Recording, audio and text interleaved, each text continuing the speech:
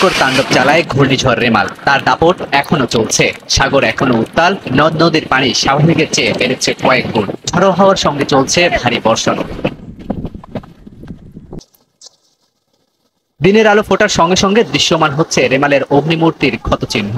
মধ্যরাতের জোয়ার আর ফুঁসে ওঠা সাগর, নদ নদীর পানিতে বিভিন্ন স্থানে বাঁধ ভেঙে হু হু করে পানি ঢুকে পড়ে জনপদে। মুহূর্তে লোকালয়ে প্লাবিত হয়ে পানিবন্দী হয়ে পড়েছেন হাজার হাজার বাসিন্দা। তলিয়ে গেছে গ্রামের পর গ্রাম, ভেসে গেছে মাছের ঘের। স্থানীয়দের দাবি, দুর্বল বাঁধের কারণে ঘূর্ণিঝড় শুরুর আগেই ভেঙে যায় অধিকাংশ বেড়িবাঁধ। রান্না করতে পারতেছি না, চুলায় পানি উঠছে, অনেক সমস্যা আমাদের। দুয়ারে ধারে গাছ পড়ছে, ঘর দিয়ে বেরোতে পারতেছি না।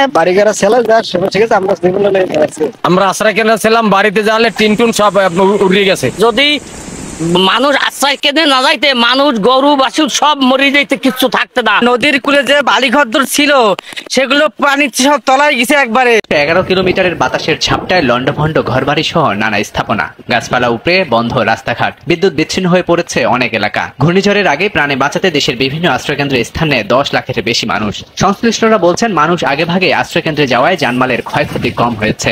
পানি ঢুকে রাস্তাঘাট অনেক ডুবে গেছে, অনেক ব্রিজ ভেঙে গেছে। জোয়ারের পানিতে অনেক পুকুরের মাছ ভাসি গেছে, অনেক গরু ছাগল গাছ গোছা পড়ে নষ্ট হয়েছে। সময় মতন ব্যারিকেডটা করতো, তাহলে দেখা যাচ্ছে এই বন্যায় আমাদের এই ক্ষয়ক্ষতিটা হতো না। আজকে 3 দিন বিদ্যুৎ নেই, বিদ্যুৎও আমরা খুব কষ্টে আছি। ঘূর্ণিঝড় রেমালের কারণে 5 জেলায় 10 জনের প্রাণহানি হয়েছে। এর মধ্যে ঘরের নিচে গাছ চাপা পড়ে ভোলায় শিশু সহ 3 জনের মৃত্যু হয়েছে। বরিশালে দেয়াল চাপায় 3 জনের প্রাণ ঝরে। এছাড়াও সাতক্ষীরা, পটুয়াখালী ও চট্টগ্রামে আরো 4 জন মারা গেছেন। বৃষ্টি যখন পাইছে তখন আর কি দেয়াল মানে দোকানটা ছোট রেস্টুরেন্ট আছে ওটার উপর পড়ছে। এই ওয়ালটা কোনো লিন্ডিংও নাই, কোনো কলমও নাই, বাইরে করছে মোটেও জায়গার সামনে রাখে নাই। এছাড়াও বিভিন্ন স্থানে সড়ক ভেঙে যোগাযোগ বিচ্ছিন্ন হয়ে পড়ে। ঝড়ের সঞ্চালন লাইন ক্ষতিগ্রস্ত হওয়ায় দ্বিতীয় দিনের মতো বিদ্যুৎ বিচ্ছিন্ন রয়েছে বিভিন্ন এলাকা।